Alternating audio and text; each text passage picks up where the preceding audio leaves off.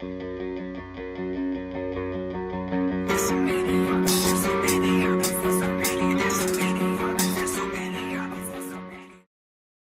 just wanted to cover the next area really of delivery. So, we've looked at the knowledge, looked at the observation. So, if you like your output, just some thoughts on what are we aiming for. Key things I would say from a structure point of view, and particularly for contests, what I aim for is 2 commendations, 2 recommendations, 1 commendation, and actually I put a C+, the most important, the most positive commendation at the end, and then some kind of summary. And we'll probably have some kind of intro, but it's got to be quite brief. I mean, in a club speech, you can do something about just mentioning the objectives and things like that. In a contest speech, that's not relevant.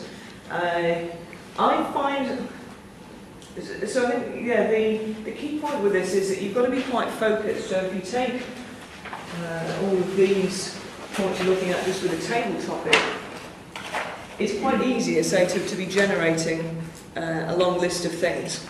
And that's where we'll come on to the process bit after the break about how actually you start to select the things down. But really for each of those, you're looking for what was it, and what's the evidence and a kind of demo, tip, improvement, area of improvement, and so on. And from that's. So does that make sense from a kind of basic structure? I think I've seen people try all sorts of other structures, such as I'm going to evaluate them on the basis of their structure, their delivery, their voice, and so on. So go down a bit like the sheet. And I must be honest, I've yet to see anyone that's managed to do that on time. The big risk with that is you end up overrunning, or you end up with lots of commendations, you end up with loads of recommendations at the end, which you don't want. You've really got to, in my view, finish with a commendation. And the reason I put the best commendation last is because that's what people are going to remember, that's what the speaker will remember. So you want to lead them on that up. There's going to be a bit of a minefield in the summary. If you go through it again, there's a risk that you could end up with a recommendation. So it's somehow capturing, and I try to take it at a higher level in terms of, again, what's the impact of the speech, maybe an action I might do as a consequence, and just to bring it at a slightly different level. I think whilst I have a plan in my head, the thing I would urge all of you is not to be too rigid on a plan. Because you can get a speech, and actually it may, for whatever reason, it may not quite fit that. So at least, whilst you've got a preferred method, if you're at least not surprised when something happens, you think, oh, that doesn't quite fit that, and can generate it as you go, I think that's good, because it's when that moment of panic comes in, you think, oh, this doesn't quite fit my template, what am I going to do? And you're trying to shoehorn the speech and the comments into a template which doesn't quite work. I mean, I've yet to find where this basic structure, it's more about what you say at the beginning and a summary, I think, where you've got to be flexible. So a particular context. There's always something, even if somebody, it may not be the best speech out. However, the fact that someone's actually had the courage to get up and do something, that's always something that you can commend people on. And the fact they've been able to, if they've lost their place, or they're trying to do it without notes and all that sort of thing, the fact they had a go, and as long as they might have had quite a long break in it, the fact they held it together and didn't run off, I mean, there's always got to be something there. In my view, it may be, sometimes you perhaps have to dig quite deep, but it's very rarely actually I've had that. But I think being prepared for a situation like that is important.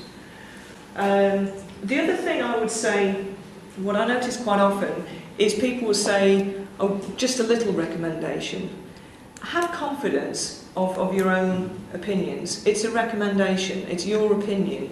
Other people may not agree with it, that's fine. You're there as evaluator. So own, and I think that's something I would say, particularly on the language.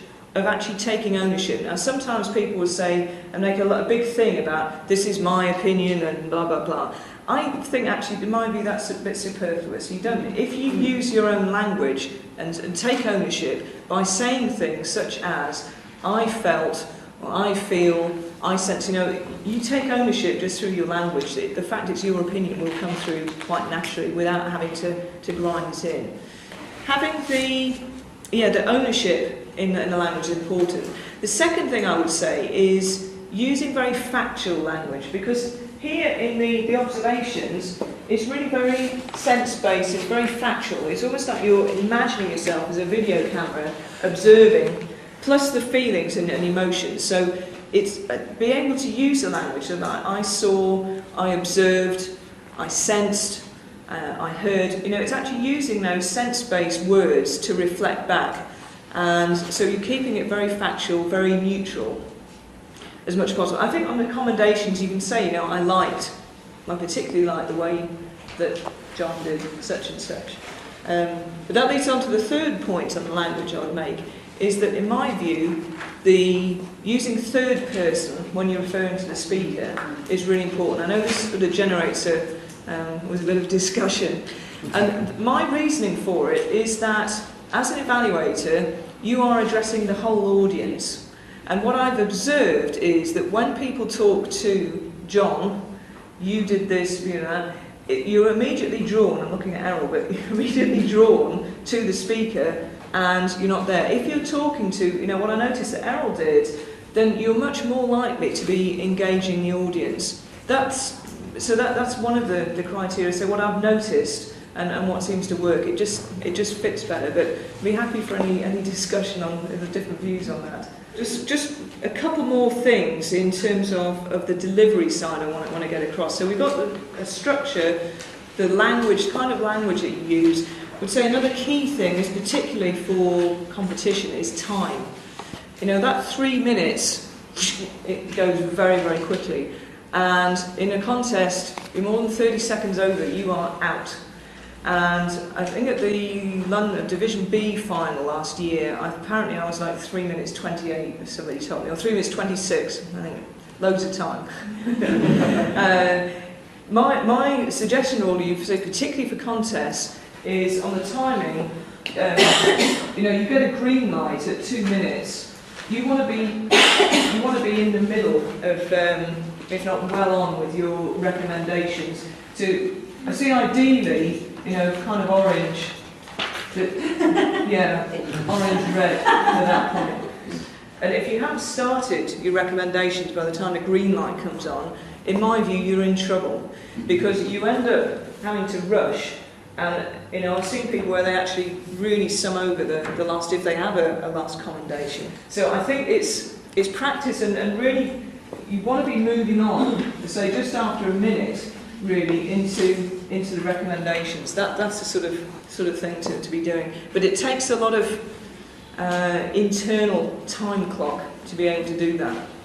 So I think that's what we'll say on time.